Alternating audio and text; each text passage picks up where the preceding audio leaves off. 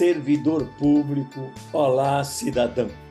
Estamos iniciando mais um programa Cidadania e Serviço Público, um programa produzido pela Federação das Entidades de Servidores Públicos do Estado de São Paulo, FESPESP.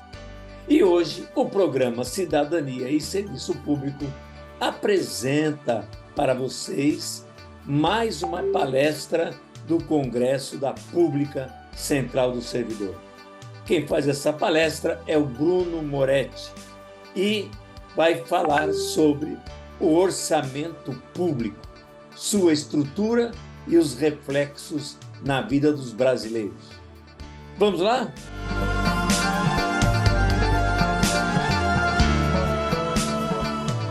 Então, seja olhado pela ótica per capita em relação ao tamanho da população, seja em relação ao tamanho da economia, o teto de gasto impõe uma amarra para o Estado que é ainda mais grave porque alguns gastos seguem crescendo em termos reais. É o caso do gasto previdenciário, né? E eu não estou criticando isso, é um fato, ele cresce acima da inflação.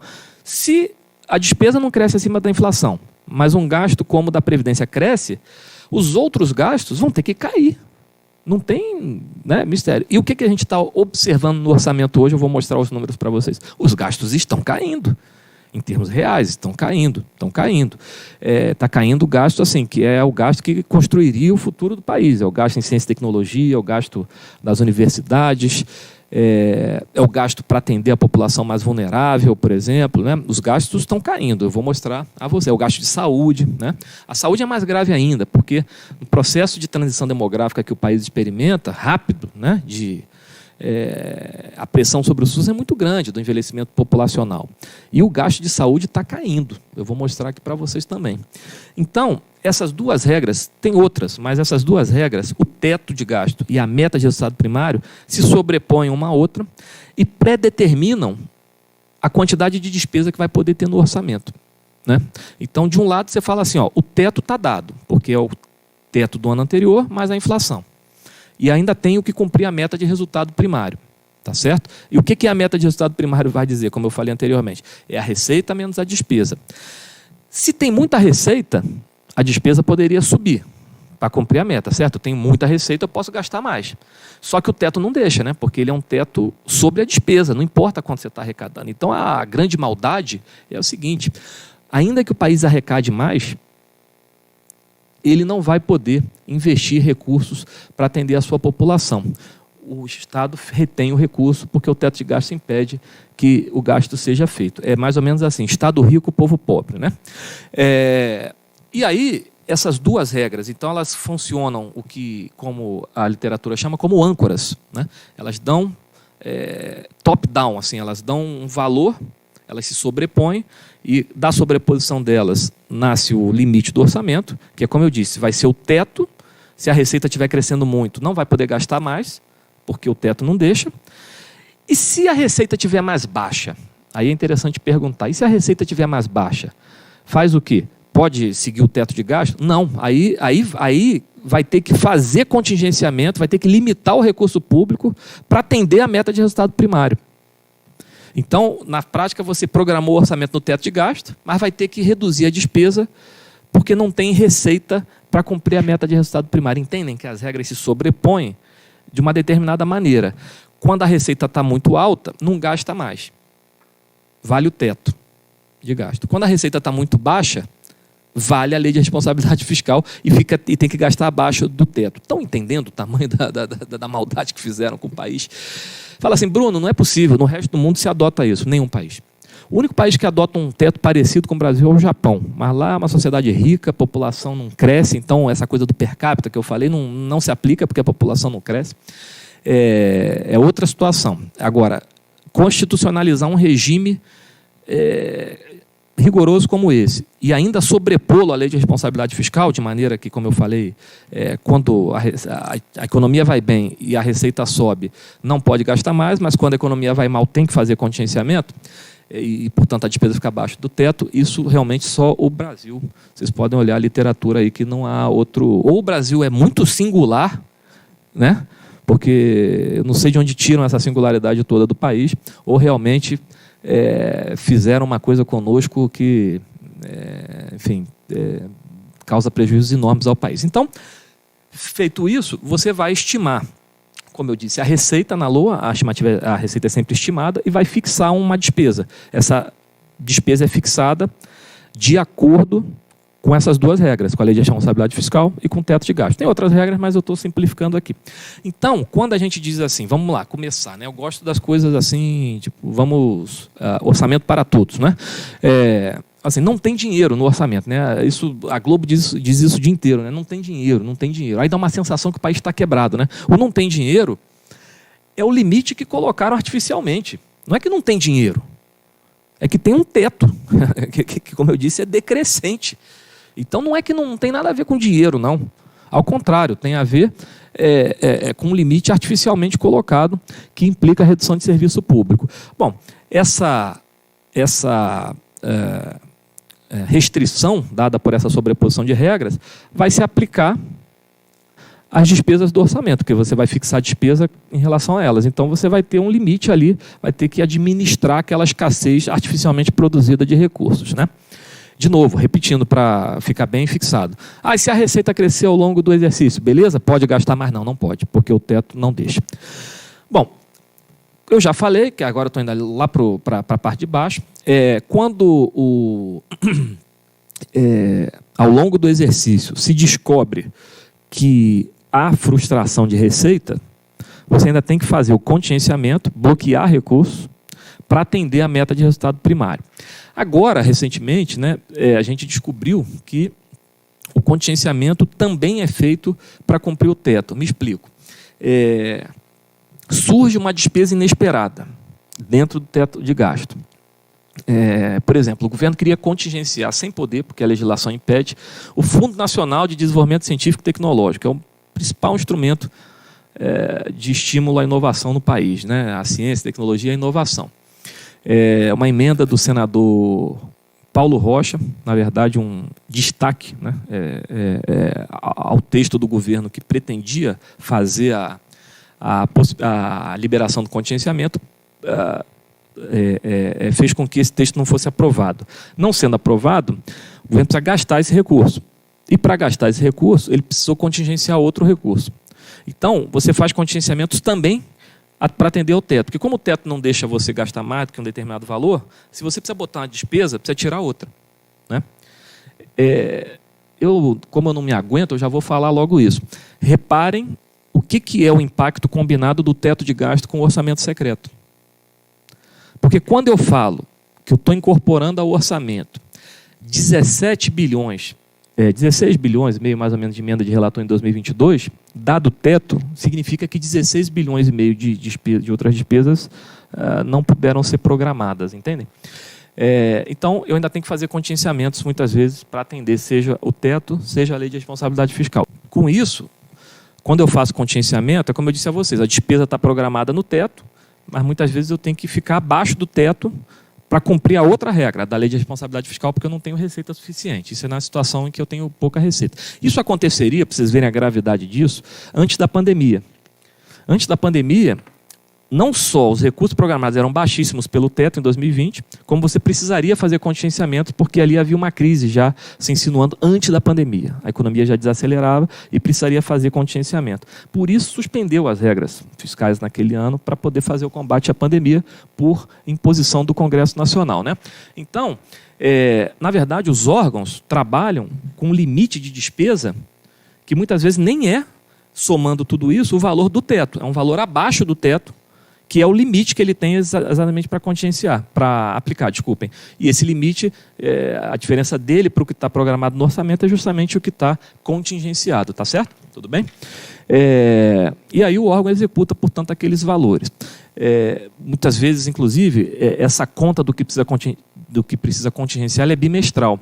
Às vezes você contingencia porque está estimando uma receita mais baixa e vai liberar o recurso lá no fim do ano. E aí, quem aqui já executou recurso sabe disso, você não tem mais tempo para fazer uma licitação. Então, além de tudo, isso tem um impacto sobre a qualidade do gasto público, sabe? Porque muitas vezes você recebe o recurso em cima da hora e não consegue fazer o que tem que fazer porque ele estava contingenciado. E aí, a execução se dá e o processo reinicia a cada ano, né? parte-se de uma âncora top-down, que é o teto, que é a LRF, faz-se a LOA com base naquela despesa coerente com essas regras artificialmente restritivas, estima-se uma receita para aquele exercício e todo ano isso acontece. Pode passar, por favor, Marco? Obrigado. Bom, eu deixei o slide mais para vocês depois quiserem consultar do que, evidentemente, a gente ficar lendo essa coisa toda aí. Eu prefiro fazer mais livre, mas deixar no slide todo o registro do que eu falei, tá bom? Vou pedir desculpa pela parece uma tese, né? Não parece um PowerPoint.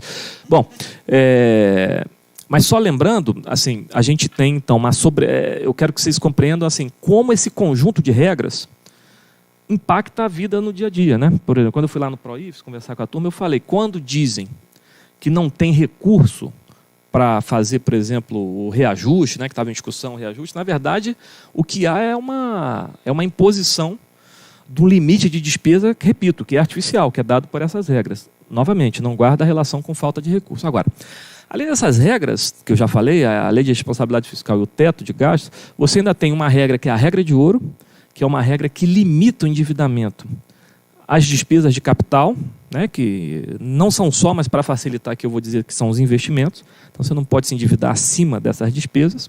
A regra de ouro, que eu estava falando, né, que limita a capacidade de endividamento público ao montante de despesas de capital. Você tem também na Constituição uma outra regra, que é a proibição do Banco Central financiar o Tesouro, ou seja, se o Tesouro quiser se financiar por dívida, ele precisa ir ao mercado. É uma discussão se não facilitaria muito a vida em períodos de crise aguda o Banco Central financiar diretamente o Tesouro. Por quê? Porque o mercado muitas vezes quer juros altos, né, para financiar o Tesouro. Então essa regra, eu acho que essa até faz sentido, mas em períodos de crise ela, a meu ver, poderia ser relaxada. E eu não vou entrar aqui nesses pormenores, mas na prática acaba que o Banco Central financia o Tesouro indiretamente. Mas esse é um outro assunto, que eu não vou entrar, porque aí a gente entra numa discussão econômica aí que eu vou cansar demais vocês. Então, e por fim, incrivelmente, não bastasse essa inflação de regras, em meio à pandemia, se aprovou mais uma regra, que eu até fiz a menção à emenda constitucional ali, a 109, aquela última, na primeira parte, que ela coloca uma regra de dívida, ou seja, a dívida pública não pode ultrapassar determinado patamar, mas essa não está regulamentada. Essa também é outro problema, que não faz sentido. Quem tem regra de dívida está abandonando no resto do mundo. União Europeia, na prática, não usa. Estados Unidos tem a regra e vive descumprindo. Por quê? Porque a dívida pública ela não está sob controle do gestor público. O que está sob controle do gestor público é a despesa. É o gasto que ele faz. Então, o que acontece? Se o Banco Central sobe juro, isso impacta a dívida. Senão, eu vou mostrar isso para vocês.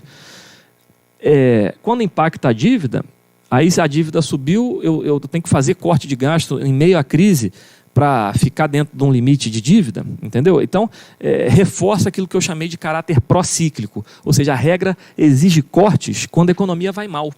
Devia ser o contrário. Quando a economia vai mal, faça um pouco mais de dívida para voltar a crescer e se reequilibrar adiante.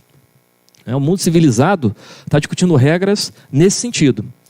O Estado, o que se viu, né, ao longo do mundo? A União Europeia, que aplicou uma política de austeridade forte e depois mudou. Economistas do campo convencional se convenceram disso exatamente nesses termos que eu falei. Olha, você precisa buscar a tua sustentabilidade fiscal no médio prazo. Agora, no momento, num país que não cresce, estagnado economicamente, andando de lado, ficar cortando gasto, piora a economia, piora as contas, e você tem que fazer outra rodada de corte que nunca acaba, né? Então, essa regra não faz sentido nenhum. E o governo já está falando em regulamentar esse limite de dívida a partir do ano que vem. Seria mais uma regra para somar a essas. Bom, ainda nessa emenda constitucional, é muito importante lembrar o seguinte, ela trouxe também, tem a questão dos gatilhos, do teto, essa eu nem vou mencionar para ser mais rápido. Então, assim, até aqui, né, o resultado principal do que eu estou falando é o seguinte, nós temos um regime fiscal, um conjunto de regras, que limita, não é, a despesa pública no orçamento anual, que, como eu disse para vocês, impacta a capacidade de prestação de serviço público, porque ela sequer, por exemplo, considera o crescimento populacional, o envelhecimento populacional no caso da saúde, né, a transição demográfica, ela não considera nem o crescimento do PIB, ela não considera o crescimento da arrecadação. Porque se vocês me perguntarem assim, Bruno, o resto do mundo adota uma regra de gasto, assim, de limite de gasto? Vários países, a União Europeia é um. Como é que é a regra de gasto da União Europeia? É dizer que o gasto só pode ser reposto pela inflação? Não. Lá é assim, você pega o que a economia pode potencialmente crescer, a média dos 10 anos últimos, e isso deu 3%. Então, então vai poder crescer 3% acima da inflação. Cresce junto com a economia, digamos assim. E, além disso, se houver arrecadação adicional, isso chama, tecnicamente, cláusula de escape. Se tiver arrecadação adicional, você pode pegar essa arrecadação e usar, porque aqui, inclusive, respeita-se o princípio do orçamento equilibrado, certo? Eu tenho receita, por que eu não posso gastar, né? O que acontece quando a arrecadação fica... quando você não pode gastar o seu excesso de arrecadação? Vira superávit primário, voltando à lei de responsabilidade fiscal, e parcela disso é canalizada para o pagamento da dívida pública, né? Então, vamos lá. Esse modelo ele é rígido, porque ele impede o Estado de gastar, como eu disse a vocês, e pior, numa crise, as despesas acabam ficando abaixo do teto, porque você precisa fazer contingenciamentos, como eu falei a vocês, né? Só que tem um problema. O que vocês acham que acontece em qualquer coisa na vida que é muito rígida, né? Pega uma educação excessivamente rígida. As pessoas tendem a escapulir, né? Assim, né? Pela a minha parte sociológica diria isso, né? Se você aplicar excessiva rigidez sobre qualquer coisa na vida, vão aparecer caminhos para contornar aquela excessiva rigidez. Então, o que aconteceu com o teto de gasto? Ele é uma regra rígida, sem paralelo no resto do mundo, mas que, de alguma maneira, é como se fosse assim, interditar, né, as demandas sociais que a sociedade faz para o Estado em termos de serviço público, já pré-determinando o gasto público a cada ano com essa regra de limitação à inflação. Mas todo governo tem a sua base, né, tem que atender às expectativas até da população, mesmo que seja um governo muito antipopular, e acaba que ele tem que arrumar jeitos de colocar dentro do orçamento algumas despesas, tá certo? Sejam legítimas ou não, né, digamos assim, mais ou menos legítimas. Sendo assim, desde 2019, todos os anos há uma flexibilização do teto de gasto. Todos os anos. Em 2019, teve para atender os estados que receberiam uma parcela da renda do pré-sal, porque até então uma renda que chama bônus de assinatura, que é um valor que você paga na entrada do leilão, ficava só com a União. Esse valor foi repartido com estados e municípios, por imposição do Congresso também, e esse valor, se fosse executado fora do teto de gasto, para ser executado fora do teto de gasto, precisava de uma flexibilização. Aí votou-se uma emenda à Constituição para flexibilizar. Em 2020 veio a pandemia, fez-se uma PEC, na verdade, suspendendo as regras de maneira geral. Então, em 2020, aí vejam só que interessante. Bruno, tem certeza que esses limites são artificiais, que o Brasil tem dinheiro, que o Brasil não está quebrado? Eu não sei se vocês sabem, em 2020, nós gastamos fora do orçamento, portanto, fora dessas regras, 524 bilhões de reais. O Estado quebrou, gente? Alguém viu o Estado declarando moratória aí?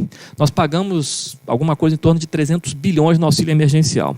Sabe o que aconteceu com o auxílio emergencial? Ele virou o consumo das famílias, o PIB, em vez de cair 10, caiu 4, aumentou a arrecadação, porque as famílias consomem, e parte disso se pagou. Claro que o que eu acho que é mais importante não é o se pagou, o mais importante é que as pessoas puderam sobreviver. Comeram, ponto, sabe? Essa coisa de economista, não, mas veja, porque... Não, comeram, ponto. Agora... além disso, parcela desse gasto se pagou. Então, a outra burrice da austeridade fiscal é limitar gastos que não só vão ser bons para a economia, como vão ser bons para as próprias contas públicas. O gasto de saúde é um enorme exemplo disso. A saúde representa quase 10% do PIB brasileiro. Quando você investe R$1 em saúde pública, você mobiliza uma máquina que envolve profissionais, né? Envolve esse profissional ganha salário, ele consome na esquina, ou então assim, você incorpora tecnologias ao Sistema Único de Saúde, passa a produzir aqui dentro uma vacina, como fizeram a Fiocruz e o Butantan aqui em São Paulo. Isso vira menos compra do exterior, menos dependência externa, compra mais barato, né, porque você está produzindo internamente sem o impacto da variação do câmbio. Então, limitar esses gastos que vão provocar melhorias nas próprias contas públicas não faz nenhum sentido. Em 2020, mas é possível fazê-lo? Bom, em 2020 foram executados 524 bilhões fora do teto.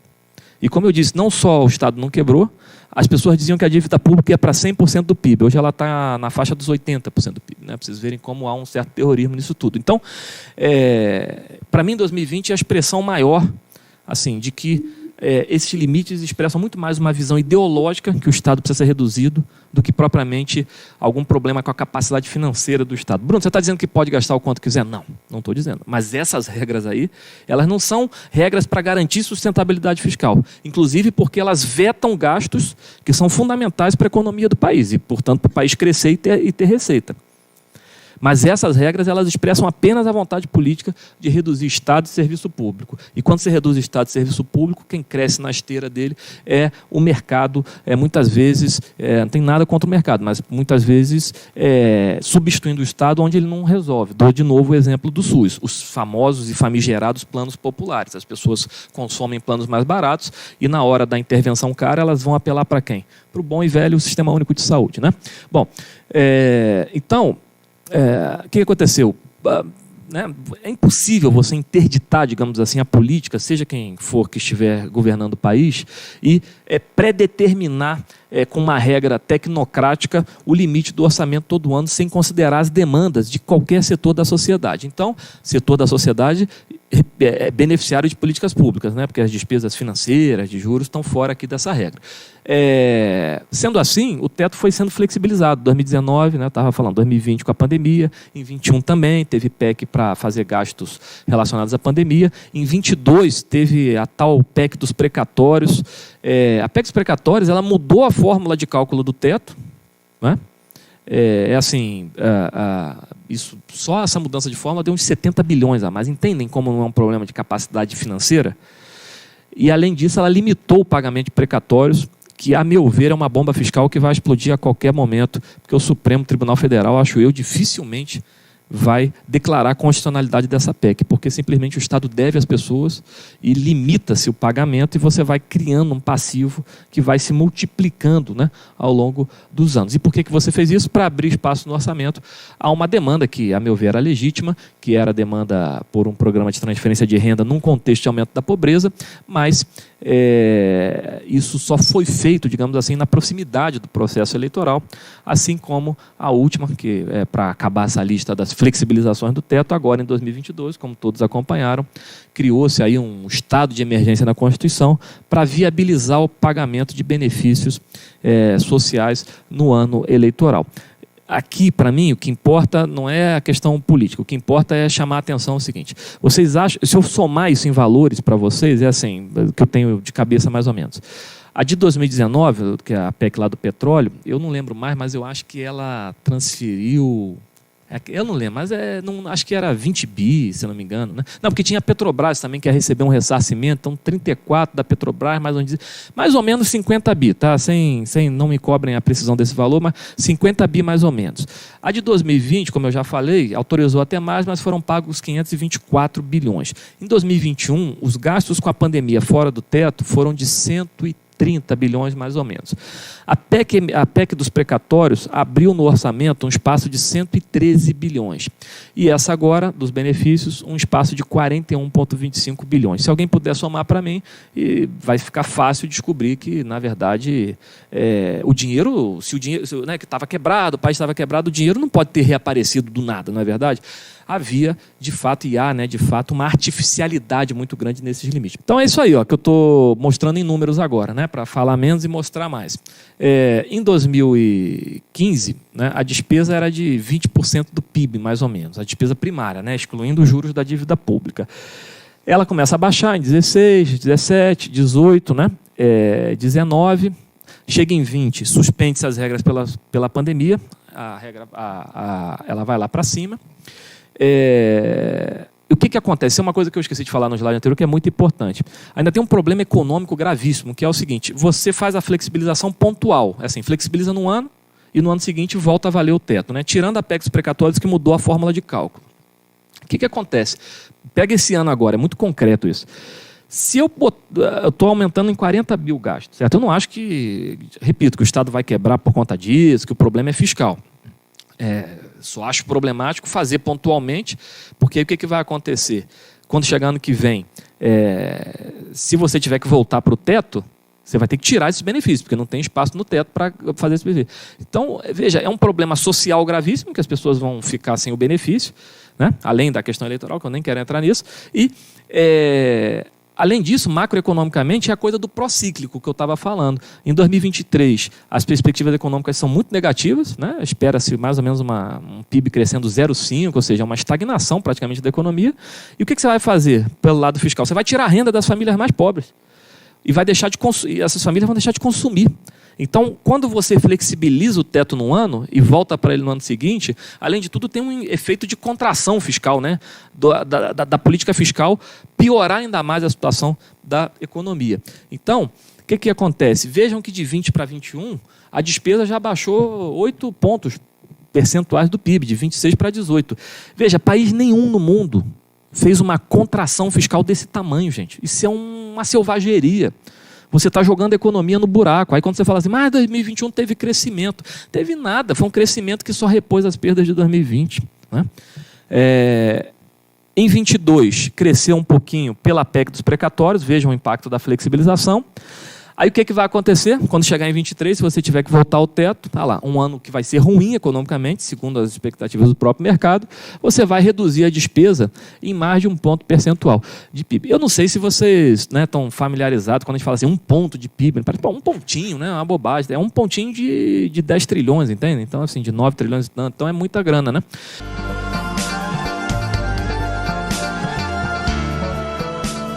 Chegamos ao fim de mais um programa produzido pela FESPESP, Federação das Entidades e Servidores Públicos do Estado de São Paulo.